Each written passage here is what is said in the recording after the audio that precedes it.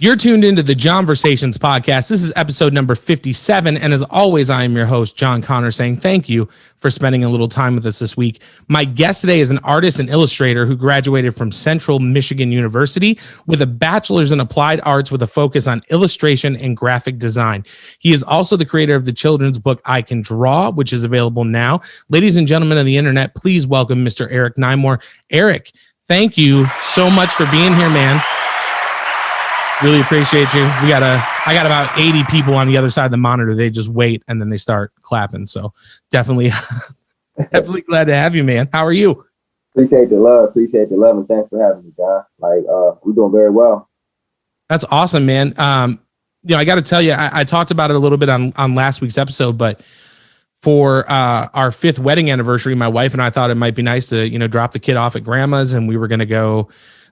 We went to the Nashville farmers market and went out to dinner and stuff like that. And I got to be honest with you, man, we were talking about going, it was Strawberry Fest and stuff like that. So we were talking about going to the farmers market, and I was expecting to see, 70-year-old Greta, selling honey and Beatrice with her all natural lip balm and stuff like that. And when I walked past your booth, I immediately was like, oh shit. Okay. I got to see what's going on, man. Your illustrations are on another level. We talked about it, but I got your Brooklyn piece up there.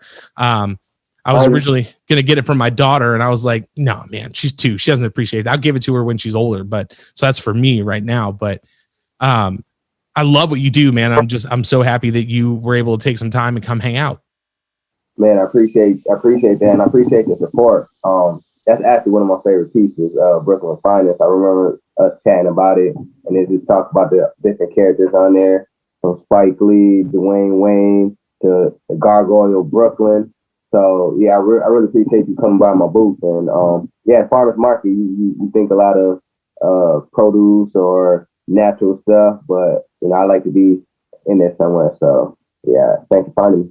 Yeah, man, thank you for doing it, because I think I was telling you, but my wife my daughter is a huge fan of Into the Spider-Verse. It's in our house. There's Spider-Man, and then there's Miles Spider-Man, because she just fucking loves Miles Morales. So when I saw that, I was like, okay, she can't touch it, but I'm going to put it up on a high shelf. And she's come in here and been like, Miles Spider-Man. Like, she just doesn't matter who else is in it. He's in it. So she's all like just laser focused on it. And then the other thing, kind of talking to you, you're also a Michigan transplant in Tennessee. And so I was like, okay, that's why maybe that's part of the reason why you caught my eye a little bit more. I was like, oh, my people, just I don't know if you feel like that, but down here is just whenever I run into somebody or meet someone from Michigan, it's almost like you kind of feel like an automatic bond where you're like, oh, okay. We've gone through the transplant and stuff like that. I mean, is that a similar thing that you've experienced? Oh, most definitely. The good thing about working the farmers market, one of the things I love the most is every weekend is different. We get a ton of tourists, a ton of transplants, and they come here, and you rarely meet somebody that's from Nashville, Tennessee area. So meeting somebody from Michigan has happened numerous times. This is from Detroit. Yesterday I met somebody from Flint, Saginaw. I'm from Grand Rapids myself, so it's always a pleasure just saying what part of the globe you're from. Our language is a little different. We're saying pop.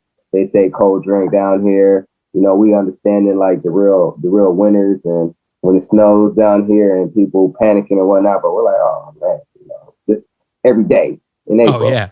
So. Especially being in Grand Rapids, man, because you guys get that lake effect. You guys I know the last time this past winter we got it real bad, and I was like, I'm gonna go out and drive in this. I want to get in the car and just kind of swerve out a little bit, just make it feel like I'm back home a little bit. My wife's like, you don't need to go to Target. I'm like, the fuck I do. I'm going. Yeah. Go out there, do a couple of donuts, yeah. I don't miss it. I'd rather have it just for a few weeks rather than 4 months. Oh, for sure. But yeah, it is refreshing, to reminisce about the Michigan days. I visited twice a year, definitely Christmas, because I like white Christmases or whatnot, and Thanksgiving sometimes, but I do prefer the 4 seasons, be sporadic, how it is out there. Yeah, we're going back for the first time since 2019 because of COVID. And we're going back in August. So it's just shy. The last time we went was September 2019. So it's been 2 years. My whole family's up there. I have a nephew that I haven't met yet and all that stuff. So like I'm counting down the days. I'm like, I'm ready to like get up there, and hopefully it won't be too hot. Like people down here don't know like the joy of like the cider mill, like going to get that apple cider and donuts and stuff. Like, you want to go to the pumpkin patch? I'm like, what the? No.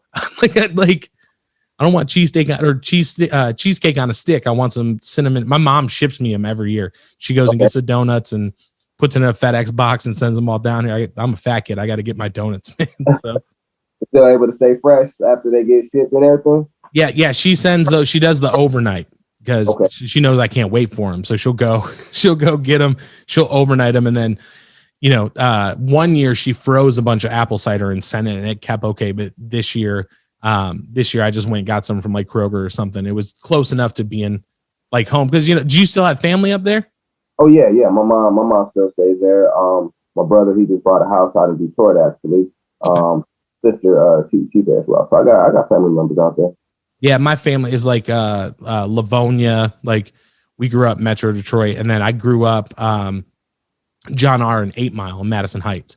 So like that's like my little. We moved from there and then out into the suburbs, stuff like that. But it's just, I don't know, man. It's cool. It's cool to run across something that automatically catches your eye, that you're automatically impressed with, and then start talking to the person who created it and be like, oh yeah, like again, like we're from the same place, and I don't know. It just added like kind of an extra level to me kind of liking what you do, because I was just like, this is awesome. It's somebody from home. Like, I don't know. I think it just kind of made it relatable in a different kind of way, Build that rapport and whatnot, not just with the geek culture, but just like where we're from. So we get it. For sure.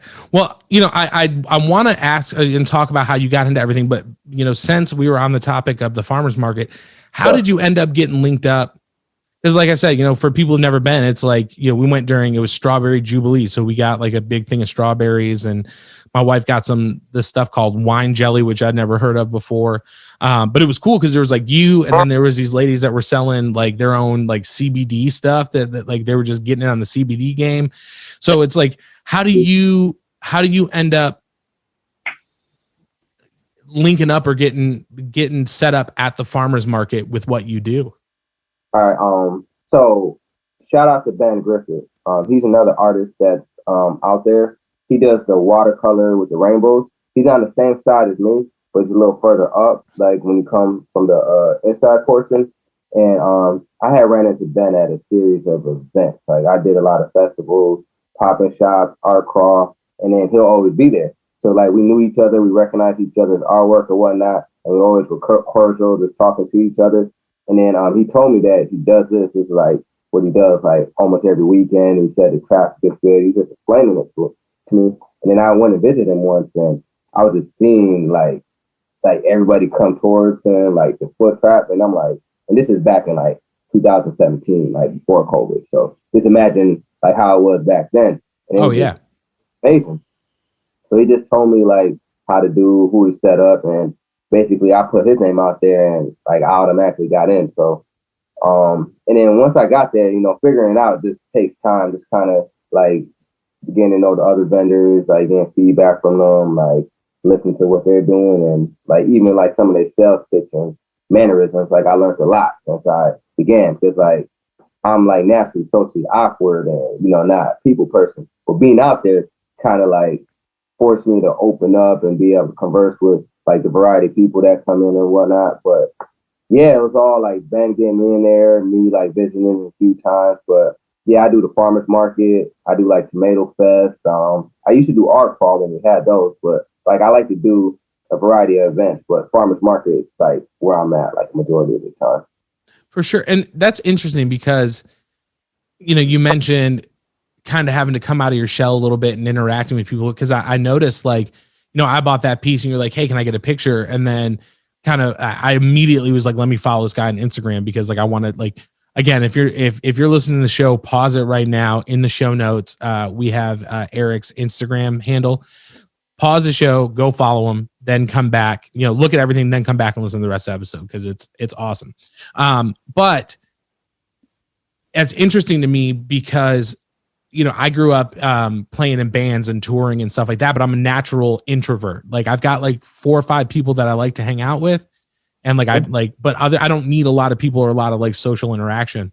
And like when I used to go play shows and stuff, the guys in the band would be like, dude, you got to talk to people. Like you can't just sit at the bar and drink coffee while, like you got to be out there. So that was always a challenge for me that I had to kind of find my way to work through. Have you noticed like has it gotten easier for you? Like cause this is 2017, this is like 4 years now. So have you found it like getting easier? Do you still have that like, I don't know what to say? You know what I mean? You know what? I watched a lot of YouTube videos, read a lot of books. So like, yes, like I'm not as shy as I was in the beginning. And it's cool because people are coming up to me. So I'm not really doing the cold calling. It's like, I'll say good morning, how you doing? But a majority of the time people coming to me. And then I got little like introductional things that I practice on. So it's definitely not as difficult. And after doing a while, fumbling my words, the awkwardness, and like I got like a lot better. If you see me back in 17 versus now, like it's a huge change. And literally, like there's another vendor. His name is Mike.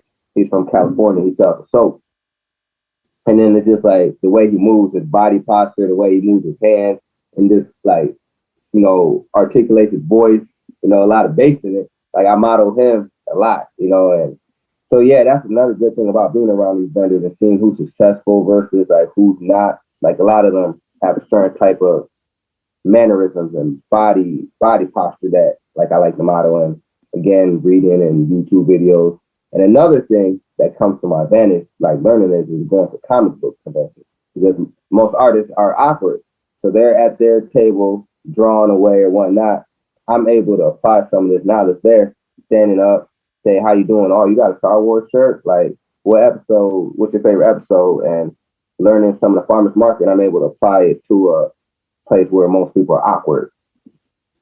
Yeah, and I think that's awesome. The other thing I noticed is it seems like when you're sitting there, and I don't know if this is just like the artist in you, where, because I know for me, like if I've got a guitar in the room and I don't have anything to do, like I'm gonna like pick it up and fiddle around until, until I have to do something. But right.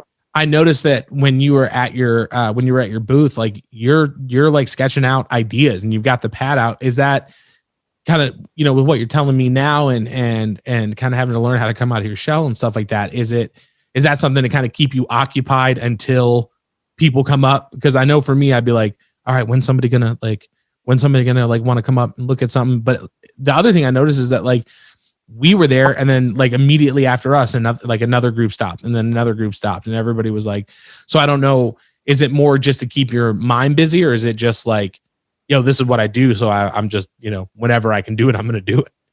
Man, it's all of above. So yes, like, I'm ADHD, so it's hard for me just to sit there and just wait for people to come. So yes, I got to keep myself occupied and multitask. Like when I'm working on a project, like I'm watching TV. When I'm watching TV, I'm working on the project. So it's like I got to do things simultaneously. And the other thing that you said is like, yes, to let people know that I'm the artist. When you come to the farmer's market, or if you go to a mall, you always see people selling T-shirts or selling artwork or posters. And, sometimes people assume they're not the artist, it's just someone selling some dope artwork or whatnot. But when people actually see me sketch, that's the icebreaker in essence. Like, oh, wow, you're the artist. And it gets people more engaged and wanting the product. Like, yes, I'm the artist. And that's another reason. And mostly to keep me occupied, let people know I'm the artist. And yeah. That's awesome, man. And I do have to tell you one thing I noticed is, looking at your Instagram too, when I was a kid, I was super, like, I just wanted to draw. Like I had all the books on like how to draw, like how to draw the superheroes, and eyes and hands always fuck me up. I can draw a face, but the eyes are always lopsided. The hands, the hands always look like, somebody who can't use them. Like it's just, they're all like messed up. But I noticed like when you were drawing out your faces, I remember learning as a kid, like you do like the cross, and that's where like and I was like, oh, okay, like I was doing it right. like I maybe if I would have practiced a little bit more. But yeah, I wanted to ask, like, obviously this is something you've been doing for a very, very long time. When did you kind of figure out that, like, first of all, like when did you figure out that you had the skill that you have, or I guess, you know, because it's just like I assume it's just like anything else where it's like you put in the hours of practice to get to where you are. It's not like, you know, you picked up a pad and you were like, oh, you know, check out this Dwayne Wayne, like flawless, you know what I mean? But like when did you realize it was something that you were that passionate about, that like, okay, I'm just gonna like put the hours of effort into it? Robert Greene Masters. But so this is what I tell people all the time. Kids, adults trying to figure it out, like their purpose. What did you do as a child? Like when you were 8, 9, 10. And what I did as a child was always draw. I wasn't the strongest drawer at all, but I love to do it. I created comic books. I created illustrations, Mortal Kombat, like Chip and Dale, Ninja Turtles, whatever I was watching. I used to just draw and just make stories out of them. I didn't think anything of it. I just loved doing it. And then like sharing the stories with my friends and my cousins that used to come over. But I never really thought of a career until I was like much older, like late 20s, early 30s. You know, I just kept on doing it. But I wasn't as strong as like a lot of the other artists. So what I had to do was trying to figure out a niche, a style, and then just keep on working at it, just like get better and better. I'm still working on my craft, but I always loved doing it, and I always been passionate. And when I realized that's what I did as a child, I realized that's what I'm supposed to do as an adult, because artists are just children that haven't grown up. You know, like what you're doing as a podcast right now. I'm pretty sure you were a talker maybe when you were when you were younger, or like you implement some of your music within the podcast. So you always got to think to the child, because children know what they want to do. So passion is all about finding that usefulness and refining who you are. So that's how I figured it out. And then Robert Greene Mastery, I just had to keep on putting the hours in order to get where I'm at. And I still have ways to go, but like I'm confident enough to put myself out there. Yeah, man. And it's like, I mean, I think you're right, because I remember like being a kid, and some of my best memories were just like hanging out with friends and talking, you know, and that just kind of, you know, even, you know, when I got out of high school and, you know, was a unruly kid and was like, just, you know, we were smoking weed and driving around the car and just like talking about like life and, you know, big ideas and stuff like that. And it's, I've never thought about it that way. I just, you know, I've always just enjoyed talking to people, and I was like, oh, well, this would be a good avenue. So tracing the roots back, it makes a lot of sense. And I think it also, like, I think anybody who is successful, it's like when you, because you hit on it and it kind of struck with me, but it's like, you're still honing your craft, right? Like you're still working to be better. And I think about musicians and comedians and you know, like painters. It's like if you get to a point where you're like, oh, I don't have to work to be better anymore, like should I, like, it makes me wonder, like, should you still be doing it? You know what I mean? Like, do you think you'll ever get to a place where you're like, I'm still working to make myself, like, I don't need to work to make myself better anymore, like I'm right where I should be, I'm in the pocket? Or is it always going to be like, let me see if I can go that extra mile? Like, I don't think any artist, even the ones that are like on top, like musically, maybe Drake, some of the like illustrators, like the Jim Lees, like there's a lot of dope illustrators, musical artists out there, and we might be thinking they're making the greatest thing ever, but they don't think that. You know, they're probably comparing themselves or looking at people that inspire them, and like, man, there's still more feats that I could get, more higher plateau.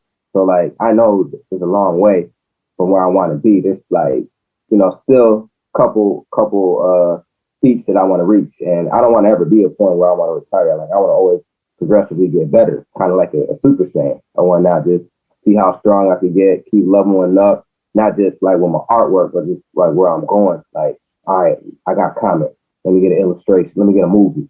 Like, let me get a series. Let me get, like, just keep on being as best as I want to be, because it's like a competitive edge. wanting to be better, being ambitious or whatnot. And I think that's what it is, just keep on creating until you can't create anymore. So literally that's what I want to do. But like, I don't think I'll ever get to a point where like, I reached it. Like, yeah. Well, and that's the other thing too, is like, you're an artist, you're an illustrator, you're an author now, but you're not working for a company. Like you're still working for you. You know what I mean? It's Eric, and your art is the brand, it seems like. So it's like, when do you want that brand to stop growing? Probably never. You know what I mean? You want to be as successful as you can. I did want to ask you this because you mentioned Jim Lee, and when I saw your work, you've got a Stan Lee tribute print that people can get. I thought about Bob Kane. I think I wanted to ask you this because I think a lot of people either think that they have to like put those creative things down as they get older. Because it's like, oh, I gotta get a 9-to-5 job. And I gotta, I have to have a mortgage and health insurance and stuff like that, which is, all stuff that you want to have. Or is like, there's no shame in having any of that. But like, I know for me, I was in my like mid to late 20s, and, one night I'm sleeping in a van in Illinois in a Walmart parking lot, because like we didn't have the money to stay someplace, but I was doing what I love to do at that point. And so I wanted to ask you, like, what do you think it is about people like you that are able to hold on to this special thing from childhood, right? This thing, because like you grow up watching cartoons, and we talked about a little bit at the farmer's market. We're right about the in the same age group. So we grew up on a lot of the same things. But like, what is it about someone like you, do you think it is, that kind of allows you to hold on to something like that and then pivot that into a career? And that's a good question. So I was blessed to have like an ambitious dad. My dad was super ambitious, just not hardworking. My mom wasn't as ambitious, but she was hardworking. So I had a good collective of parents that, created me. So my dad told me I could be anything that I wanted to be when I was younger. So I always believed that. So, and sometimes to a fault, like I literally, like my first love was basketball. Like I was 5'8", and I really thought I was going to go to the NBA. Like you couldn't tell me until Bugsy like, Bogues, number 2. I'm coming for it. High school, like college. I'm like, this is not it. What else am I good at? I like to draw, so maybe I could do that. But I wasn't the strongest drawer. But I want to be an artist. Like you can't tell me I can't be. Why don't you get a real job? My dad said I could be whatever I want to be, and I'm also into like a lot of motivational stuff, like Tony Robbins, Jim Rohn, and whatnot. So I read a lot of their books, watched a lot of their content, and then just get that mind frame of like you create the future that you want to be, and you just got to understand it's not going to be quick.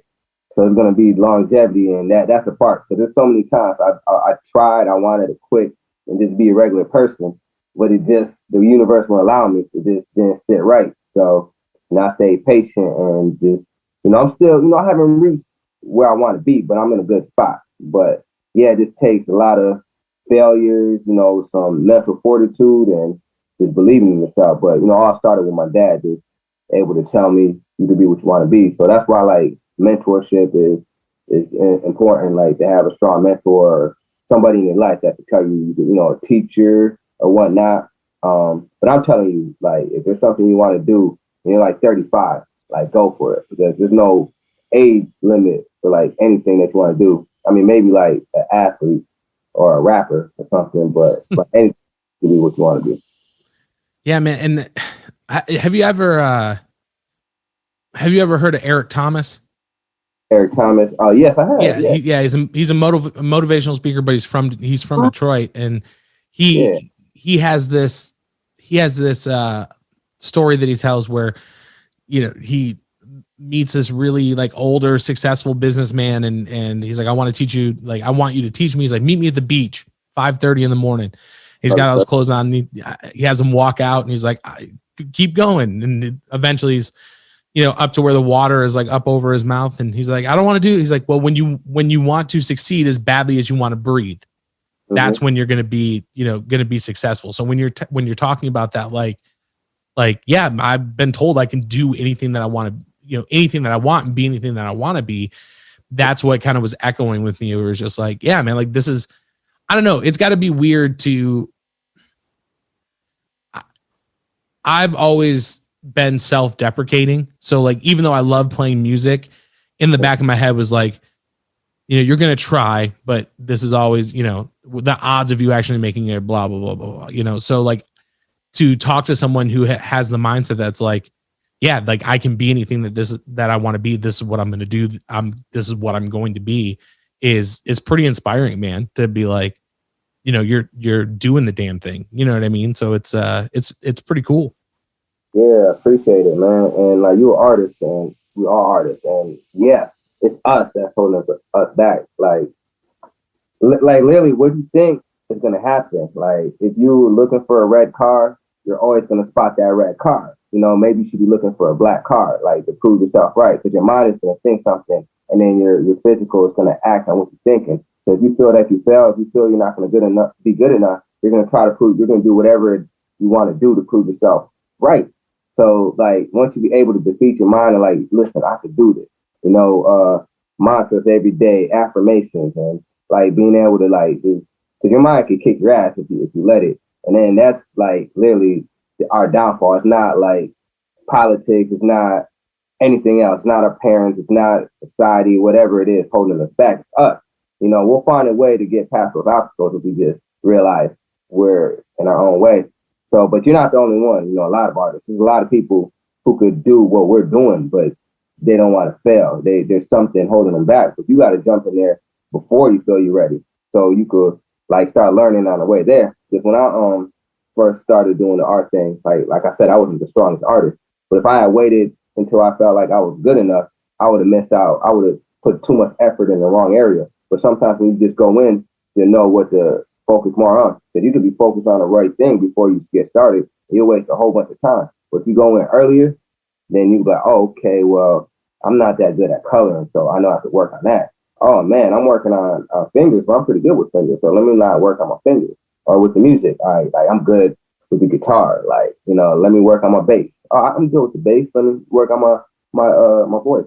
So yeah, it makes me think of somebody like Prince, who I think like on his first record he played like 37 different instruments.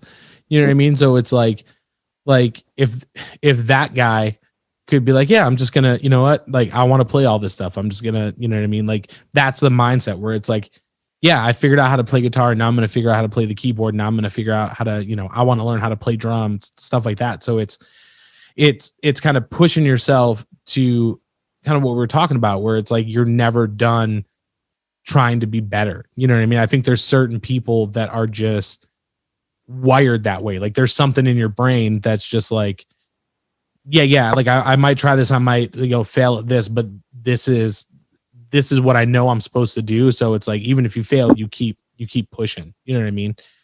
Yeah, I did want to ask you this too. Kind of researching you a little bit. You worked for NASCAR for a little bit, or did some projects for NASCAR. Yeah. How was that? Oh, that was awesome. So, Central Michigan, shout out to Central Michigan, Fire Up Chip. So a good friend of mine, Talia Mark, she worked for NASCAR. She worked for USA Track. She worked with the Olympics or whatnot. So I went to school with her. One of the first people to ever believe in me. But anyways, she got a good position out there, and I was able to create some lanyards for the VIP party. That was actually the first major project that I did. I should have kept it checked. It had NASCAR on it and had my name, but it was an awesome experience. Probably a year out of college, I was able to land that gig, and it led to more gigs. When she worked for USA Track, I believe, I did some work with them. It never made it past the apprentice. We passed the information stage, but I did create the work and they had it, but it didn't get printed. But yeah, that was a good opportunity. Now, what was that feeling like, right? Because you're like a year out of school, you know what I mean? Like you've dedicated yourself. You've just graduated with a bachelor's in illustration and graphic design. Like you've made the choice, like, hey, this is what I'm going to do. And then, NASCAR isn't, mom and pop like bodega or, like NASCAR is, I mean, I'm not a big NASCAR fan. I don't live in that world, but I understand that it's a huge thing. You know what I mean? What was that feeling like when you're like, oh shit, like this is like a big thing. I mean, it helped with the momentum. Like, okay, I'm able to get this down my belt, and I mean, you can never take that away from my resume and whatnot. So that's some little form of clout that I have. I just wanted me to push stronger. Honestly, what I provided for them, like I wasn't a fan of. I didn't think it was good at all. But again, it's just like sometimes you gotta, like, the opportunity presented itself, and I was like, man, I'm not that good, like, with these programs or whatnot. And then she said, just go ahead and do it. So I went ahead and did it, and they accepted it, and it was something that they used. So like it helped with my self-esteem as well. Like gave me some confidence. Like, okay, like I want to get better so I can get more opportunities like this, and I am good enough to be in this field as well. So it taught me many things like that. Yeah, I'm sure it's a little like, I'm sure it's got to be like a little bump to like the self-esteem or like the, like, oh yeah, like I do have the, and it's funny because when you said that like you weren't happy with it, it reminded me of, I was recently watching, there was a biography of MTV, of like how MTV started. And, we all know like the big M logo with like the little, like the TV, like the one that, we grew up seeing between like Beavis and Butthead and all this stuff. And the guy was talking about, he went to like this little mom and pop graphic design company behind like a Tai Chi studio, and they gave him all the stuff, and he's like, no. And then underneath the bottom was a piece of like tracing paper that was crumbled up, and he opened it. It was that logo. And they were like, really, that one? And he's like, yep, that's the one that I want. And they were like, well, what do you want it to look like? And he was like, I'd do like 60 of them, however you want to do them. And we'll just, we'll rotate them out. But like, that was the one for them that they were like, fuck this, and threw it out. And that was the one that like we all know now, you know what I mean? So it's crazy, it's crazy to think of that in the same way as like you present this NASCAR, you're like, not something I'm crazy about. And they're like, no, we love it. You know what I mean? Like, yeah. Is there ever like are you like, you sure? Like, are you sure that's the one? I think it in my head, but like that's happened like many times. Like, I'll do a children's book, and then I'll have different sketches or whatnot, and they'll choose the one that, I didn't apply a lot of detail or effort in. Like, yeah, that's the one. And then I'll go ahead and add color. I want to add a whole bunch of contrast or something. Like, nope, it's good just like that. I'm like, oh, are you sure? Like, they're like, yeah. And I even like did one that I felt would be a little stronger. It's like, all right, hold on, let me do one that's a little bit stronger. Like, no, I don't like that. This one's better. I was like, okay. But yeah, that's happened a lot of times where like the one that you don't think is the best, like the solid. Another point to keep on bringing that up. I don't know if you saw my piece, Snackaholics Anonymous. Where that's Cookie Monster and Scooby Doo. They're all in like the AA style meeting. One of my most popular prints, and I hated it when I first had it. Like I put it out there, like, man, I almost like deleted it from Instagram and whatnot. But I was like getting a whole bunch of likes like off of that first few minutes, and I was like, oh wow, like, and it'd be crazy if I never put that one out there. But sometimes we are our worst critics. So, well, yeah, and I think it also speaks to it. I don't know, maybe you feel the same way, but like, because again, growing up playing music and stuff like that, like you might write a song where you're like, yeah, I wish I would have done this differently. I wish I could have tweaked this like a million different ways. But then you start playing it out and like playing shows to people, and they're like, that's my favorite song. And you're like, really? Like that one? Because I really like this one. I thought this one was good. And they're like, no, dude, that one. Yeah. So it's kind of interesting, like with what you do, where it's more about, it feels like it's almost just as much about what speaks to the person who is taking that piece in for the first time. You know what I mean? Like I saw your Gizmo and the Gremlins, the Walking Dead piece, when we were at the farmer's market, and like Walking Dead is cool. I've watched a couple episodes. I'm not like a big Walking Dead head, but the Gremlins were my shit. And so, yeah. And for a long time, like now they're doing like the Mountain Dew commercials with Gizmo and stuff like that. But for a long time, it was just like nostalgia. There's not like a lot of, Gremlins references out there now. So when I saw that, it immediately kind of took me back to like being a kid, and just like instantly I was like, oh yeah, he gets wet and all his fucking balls are like popping off his back and shit. Like it just like on like a loop in my head. And I got so excited about it. So, like even it's weird to think that even though you're like, I'm not crazy about this one, someone sees it and they're like, I fucking love this. Like, this is awesome. You know what I mean? Mm-hmm. Yeah, I have a lot of prints, illustrations that are like that. I was getting ready to pull, and then like speak to somebody just in the same way. Like the nostalgia, it brings them back to the feeling when they were a child and they first were watching it. And I mean, that's what music does. That's what illustrations does. Paintings, like it brings you back to that moment of when you first watch it. That feeling. And yeah, I definitely heard that about the Gremlins. The Walking Dead. I finished that on Halloween Day. I think The Walking Dead was the premiere on that Sunday, and I finished on the Saturday. I was working on it all Saturday, and then I finished it like 12 o'clock exactly. And I remember my friend saying, "Yo, let's go downtown. Let's go to Tootsie's or something." And yeah, I had that picture finished. But yeah, it's more Gremlins than Walking Dead, more inspired. But I just thought it was cool. It had like the walkers or whatnot, and name them Gremlins. Well, yeah, where their arms are cut off and he's just walking them on the leash. I was like, this is badass, man. Like it was really, really cool. I wanted to ask you this too, because, kind of talking about like that nostalgia and stuff like that. Sure. When you were, because again, I think we're only a few years apart. But I remember South Park coming out when I was a kid, and I wasn't allowed to watch it at home. So where we lived, we had a laundromat down the street that had a pool table and vending machines, and we'd save up all our change. And they had a cable TV and comedies. For some reason, it was these like older Asian folks that ran it, but for some reason, Comedy Central was always on.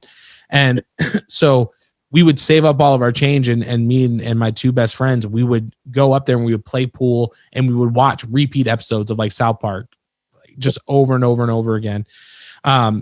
And I remember loving The Simpsons, you know what I mean? Like the Treehouse of Horror episodes and stuff like that. And then I got older, and there was stuff like Boondocks and just like these like really cool, and like Adult Swim and Aqua Teen Hunger Force and all this like really like kind of off the wall comedy stuff, but illustrated. What was it for you? Like when you were growing up, was it some of those same things, or is there anything that stands out to you where you're like, obviously Dragon Ball Z with your Super Saiyan Instagram handle, but I mean, was there anything for you that, I mean, you feel like kind of molded who you are today? Man, there's a ton. It's a ton. Like we'll start out with the comics. So my mom used to read Spider-Man comics to me or whatnot. Like instead of like children's books, she was reading Spider-Man comics to me. And Spider-Man was definitely like heavily influenced. Like I like the Peter Parker underdog stories. Like everybody loves him as Spider-Man, but he's kind of unlucky as Peter Parker. And I love that. But then like to go to cartoons, like Gargoyles. I remember watching Gargoyles, waking up before I go to school, watch a couple episodes of Gargoyle and Goose Troop. And then you watch Darkwing Duck? Darkwing Duck, yeah, I remember that. Chip and Dale, Tailspin. It's kind of funny, like I sometimes go on YouTube and just listen to theme songs, and that kind of inspires some artwork. So I like Chip and Dale. That's the shit. Okay, Chip and Dale, Darkwing Duck. All right.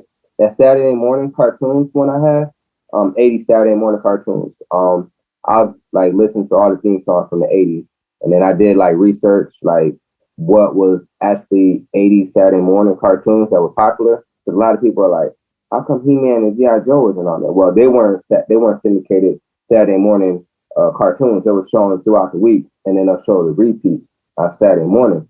But the ones that I have in that image were actually Saturday morning cartoons or whatnot. So yeah, a lot of the 80s, 90s stuff. Mortal Kombat. I wasn't allowed to play Mortal Kombat. So like my cousin Well, like sneakers, Sega there, and I knew the blood code still, ABACABB. Get over here. Yep. Like, yeah, I remember when South Park came out. I didn't have cable, but my cousin used to tape it, VHS. Like, I don't know how old your fan base is, but VHS, right? He'll tape it for me, and I'll be able to watch some of the repeats. Beavis and Butthead, you know, I wasn't allowed to watch a lot of that MTV. Like, my mom used to hate on, and I think it's just her coworkers will say it's bad, so still think it's bad. Like, she was like real Christian like, but I still snuck and watched them all. And then once you're in college, you're able to watch all that stuff unfiltered. But anime is probably like my biggest influence. Like when I first got into it, like Ronin the Warriors, and then Dragon Ball Z, and all the ones they showed on Adult Swim. And I still watch anime like now, like, but I could just go on forever just on my influence. But like, I am heavily influenced on anime, if more on anything more than anything else. Like I got anime tattoo sleeves, and yeah. Yeah, man, I loved the Saturday. There used to be one, and I just went back and they're on YouTube, but there was like I remember my dad watched Tales from the Crypt, and it was, you know, it was like scary adult, but then on Saturday mornings they had Tales from the Crypt Keeper, which was like it was like a cartoon version of Are You Afraid of the Dark kind of thing. And I remember being so amped to watch that. Like when it came on set, I was like, I would get up early, make sure I was up, and like I gotta see this week's episode. So it's, I don't know, man, and it's crazy too, because like, you know, you go back and like I said, I was in that YouTube hole, and I went back and started watching it, and I was like, I felt like a kid again. Like I was just like sitting in front of my TV, and you know what I mean? It's crazy how watching something like that, or hearing a certain song, or like I don't know, have you ever heard a song that has a certain memory attached to it, and then like you can smell where you were? Like it's super weird. Like there's a song that if I hear now, it reminds me of when I was younger working in a pizza place. And if I hear it, I swear to God, I can smell like garlic butter. And like, I'm just like, oh, you know, it's weird how those things can trigger those memories, you know? Yeah. Recently, you know, you're talking about your daughter, right? And Spider-Verse. Every time I watch that, like at least 3 times in the theater. I probably watched it like at least 50 times now. But, so I watched it. Every time I hear that, hey, I'm Peter Parker, you know, the intro music, like, let's do this one more time. Yeah. So every time I hear that, I watch it, I just think the first time I watched it, and just how amped I was throughout the whole movie. Like I remember, like I had got like a beer, right? And then I didn't want to drink the beer because I was just so into it. And I was like, I don't want to have to use the restroom for this whole thing. Like literally, I'm just, oh man, this shit about to be good. You know, like, oh, dude, even the soundtrack, man, we listen to that. What's up, Danger? Like it's playing in my house all the time. It's so good. Listen, man, like I also teach pre-K, right? And I have no way. Yes. I have my kids walk out to Sunflowers. So hey. Man, so I'm definitely about that Spider-Verse life. I got the Miles Morales tattoo and a ton of Miles Morales figures. So yeah. Millie, my daughter, she knows every word to Sunflower. Because you know, that's the one that he's singing when he's like doing his sketching and stuff. She loves it. Like I'll be like, we'll be in the car, I'll be like, what's your favorite song? What song do you want to hear? She goes, Sunflower Song. And so it's just, and the thing that is genius about that song is it's like 2 minutes and 5 seconds long. Yeah. So it's super catchy. And then you just have to go back and play it again because it's so short. And she loves it. Yeah. What's that like, man? Teaching pre-K? Because I have a 2-year-old.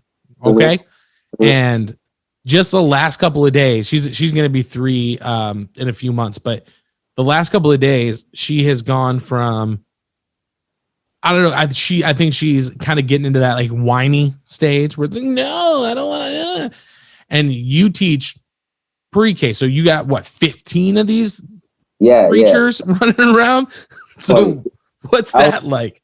Man, so I have a comic series, The Adventures of Mr. E, and that's on my Instagram. And like all those strips, like all those stories is like based on true events that like really happened with me and my kids. So if you want to get kind of ideas, check that out. But yeah, it could be crazy. There's a lot of patience. A lot of whining, a lot of regression. You deal with different personalities, but I mean, again, not 2 days of life. Like every day is different. Like one child would be like give you a headache on Monday, would be like an angel on Tuesday, and vice versa. Girls sometimes act like teenagers, boys just like aggressive, but like they all like what we like. That's the advantage I have. So I'm super into like comics and anime, and they really think that I'm Spider-Man. So I come in wearing this shirt, and then they're looking at my shirt like, "Oh yeah, that's not Miles Morales. Who's that?" I'm like, "Is that Donald Glover?" Yeah. Yeah. Made, for his concert when he came to Nashville, and then I've seen him. I saw him in Detroit, and that is a hell of a show, dude. He's insane. Not to get off topic, but Also, his shirt's off the whole time, and it's freezing. So, props to you. But yeah. So I wear a Spider-Man shirt, Iron Man shirt, and they like that. Actually, just doing some sketches for them, like inspired by some pens. Like I have this pen with Mario and Sonic, and that was like a sketch that I did for a kid, and I liked it so much I went ahead and turned it to an enamel pen. But yeah, it's just tying shoes, wiping noses, give them a lot of hugs if they cry, and yeah, it's challenging, but it's fun, and it inspired that comic strip, which a lot of people seem to like on my page. So yeah, and I saw the one where it was Mr. E goes through his assessment, where like the person was coming to monitor you for the day, and the kids were like, "Oh, he needs us to be good. That's not going to happen." But I didn't realize it was biographical. So I was like, "Oh, like that's man." That's a whole nother level of respect. Cause like, I love kids. Like, I got like, my wife has always been like, she wasn't sure if she wanted to have kids when we first got together, but she was like, "You're always the kind of guy who's supposed to be a dad." I'm the oldest of 4. And, so I like being around kids, but like having, 12, 15 of them. And it's funny too, cause my wife is always like, I can't wait till Millie gets older and I can tell her how you used to dress her like a little boy. Cause she's got the Avengers t-shirt. You say, "What's Spider-Man do?" And she goes, pew, pew, like she's shooting her webs. You go, what's Hulk do? Hulk smash. And what's Iron Man do? And she holds out her hand like she's doing that's her stuff. You know what I mean? So, I mean, that's gotta be cool.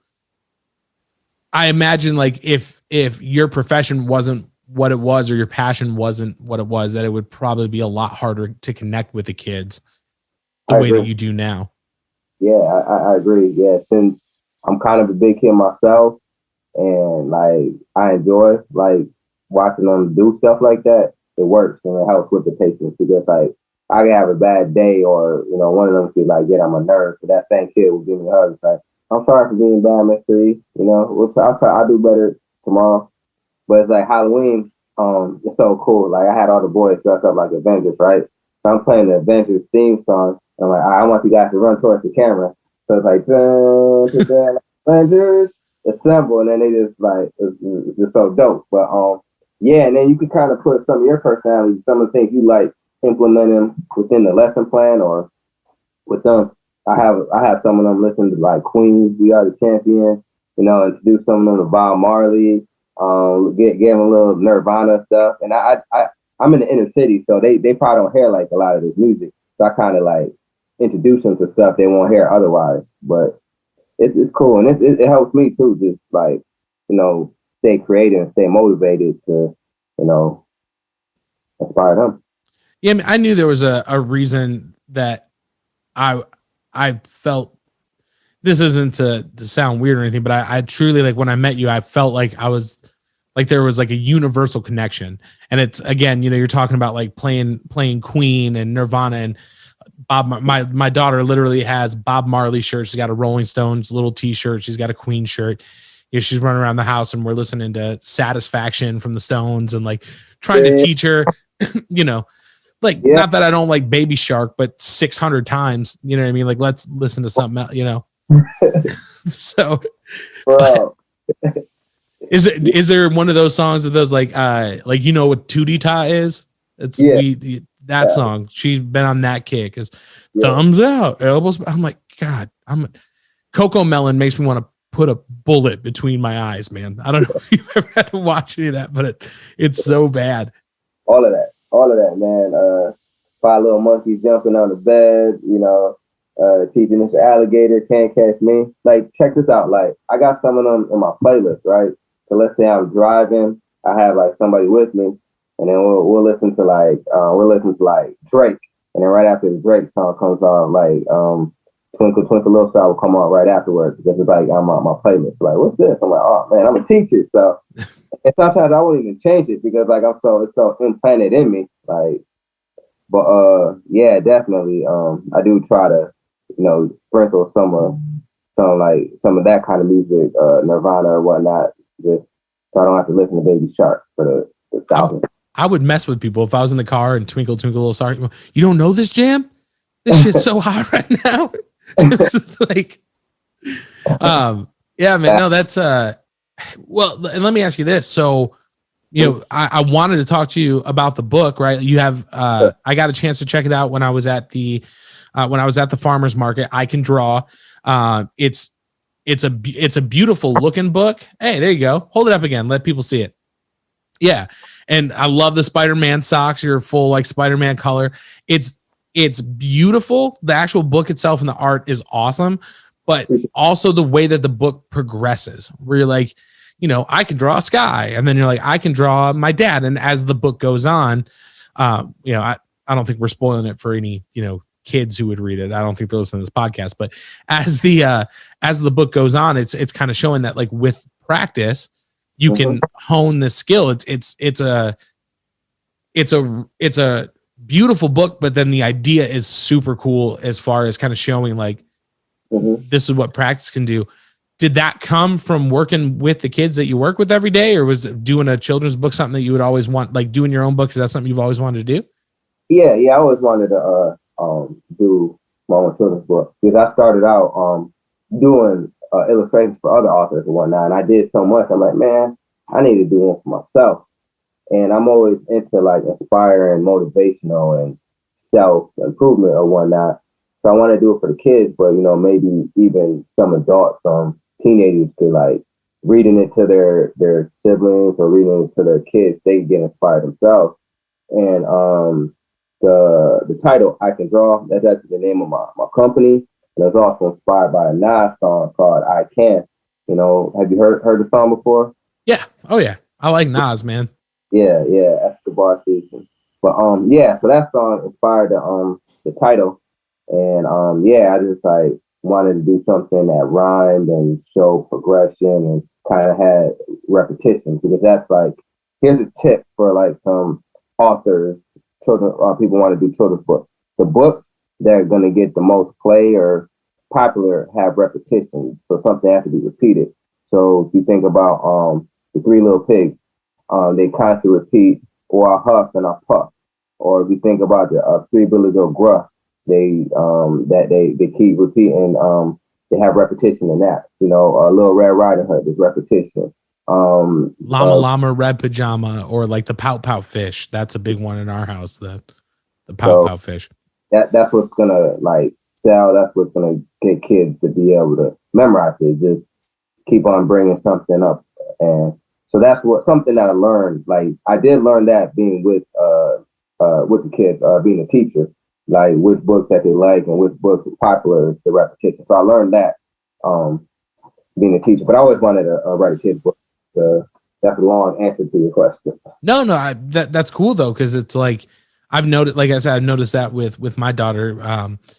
We had the Pout Pout Fish, and I like to read it as if I don't know if you've ever read it or read it to the kids, but I read it like Stanley from The Office. So it's like, I'm Pout Pout Fish with a Pout Pout Fish. Like that's just like that's how I get to make them sound sad.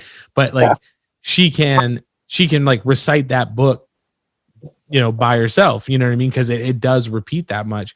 I wanted to ask, like, how has the response been? And for people who are listening, I can draw.bigcartel.com. You can go buy the book right now. It's $12. It's on Amazon. I don't know about you, but I would rather have people buy it directly from your website, so you're not having to split nothing with Amazon. But get the book however you're going to get the book. But like, what is the response been, or have you gotten good feedback from parents being like, they love it, or how do you feel it's been received since you put it out? So very well. Like, it came out in 18, I believe. And I have to because I not only did I write, illustrate, I also published it. So I did like literally everything. I mean, I didn't do the editing. I had help with the editing, and my friend helped me out. Chris Buckley, he helped me out with the rhyming. But everything else, like I put it out there, like think of like mixtapes, mix CDs, and I'm out there slanging them. So I do everything by myself, and like I order like 100, 200 at a time, and I'm always selling out. Like whether it's from my website or being at the farmer's market, it does pretty well. And then I love getting an email to text, oh, my child loves it, or they'll send a pic of them reading it, and some kids like memorized it or whatnot. And the language is kind of like, one critique I get is like the language is not really catered towards a specific grade, because like some of the words are a little bigger than maybe a kindergartner or first grade may know. But for the most part, like, yeah, people definitely like it, and the kids get inspired. And that's what I want it to be. Like, I want kids, like, of course we got adult, eventually after adult, but I want you, like, what you're doing, like, you keep on doing. Don't let anybody deviate, especially with art or, maybe something else. That if you want to be a doctor or whatever it is you want to do, just do it, and just keep on getting better. It doesn't matter when you start getting momentum or start making a career, just do it and don't stop. Well, and that's interesting, because that is one thing I noticed when I was going through the book, is that you read a lot of kids' books that are very clearly the language in there is for kids, or it's aimed towards little kids. And my wife and I have always, like, my wife gets so irritated because my mother-in-law will be like, what do you need? Like, oh, did you hurt your finger? Oh, no. Yeah. And my wife's like, talk to the kid like they're an adult. You know what I mean? Like, talk to them like a normal. So we try, even now I told you, she's going through that acting out stage. I just look at her. I said, look, are you trying to get in trouble? Like, do you want to get in trouble? And she'll be like, no. And I'm like, all right, well, then stop. Like, if you talk to him, it feels like if you talk to him as adults, or at a more, just don't talk to them like they're babies. You know what I mean? But it seems like that kind of seems to sink in a little bit more. And that's what I noticed about your book, is that it's not like, I don't know. It was for kids, but it seemed to have like a little bit of an elevated, more mature kind of tone to it. And like, again, like kind of like almost like the serious message of like, look, like, this is what happens when you practice. You know what I mean? And I think like, that's why I think I was like, oh, this is super cool. It's like, yeah, like, this is what my dad looks like right now. But then you jump like 8 pages or, 6 pages in the book, and it's like the skill level is just, I don't know. It was really, really cool, man. Like, and if you are a parent listening, again, I can draw.bigcartel.com. We're going to throw it in the show notes. So click the link. It's $12. Buy the book. Your kids will like it. But I wanted to ask you this, like, you've got the book out, your I know people can buy prints, right, at ericnymor.com. You've got that up as well. We'll tag everything up for your Instagram so people can go check out the work. But you're doing the farmer's market, you're doing these prints, you've got the book out, like, you're teaching, you've got a lot of stuff on your plate, it seems like. What do you see as the next thing for you? Is it just like keep grinding, or do you have like a vision of like, this is the next project I'd like to do? Or I think the comic strip that I'm working on, like, I think that's like my big adventure, like personal. Like, I want to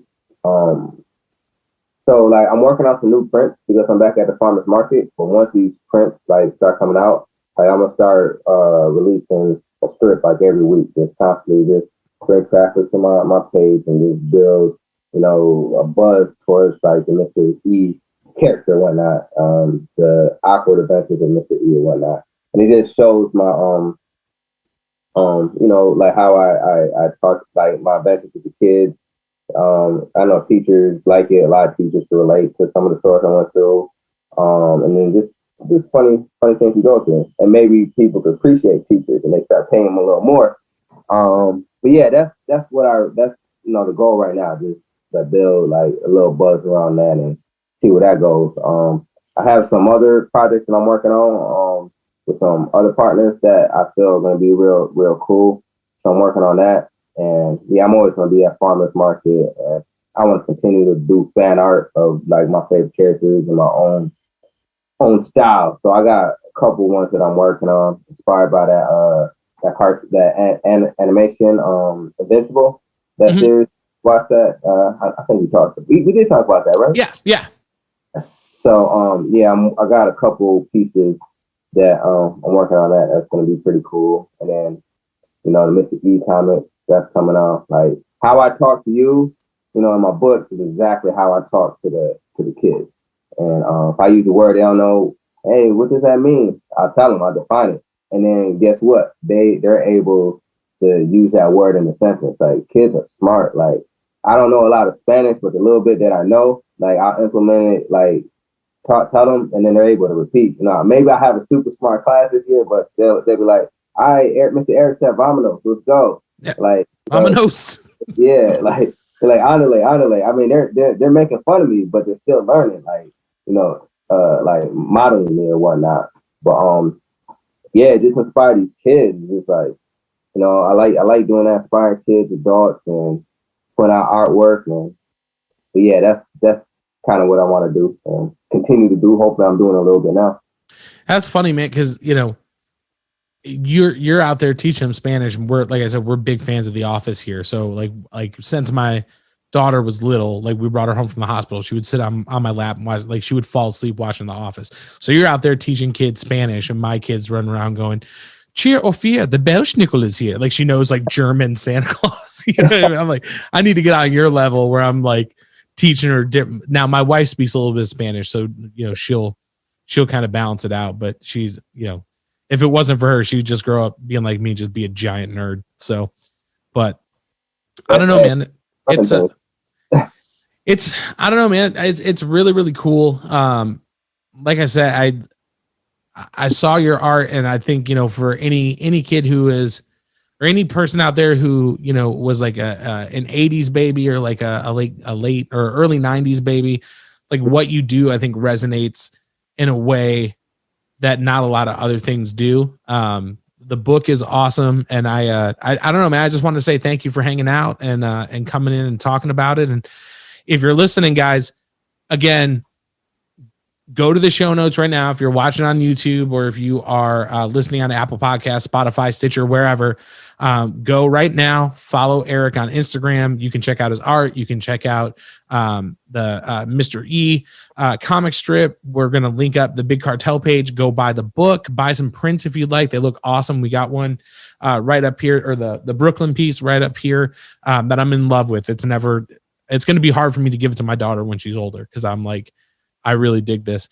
Would you mind hanging out for a minute once we wrap up? Oh, yeah, man, definitely. Awesome. Well, Eric, again, man, thank you so much for being here. Thank you for hanging out. Guys, that is episode number 57. Thank you so much for spending some time with us this week, and we'll see you on the next one. See you later.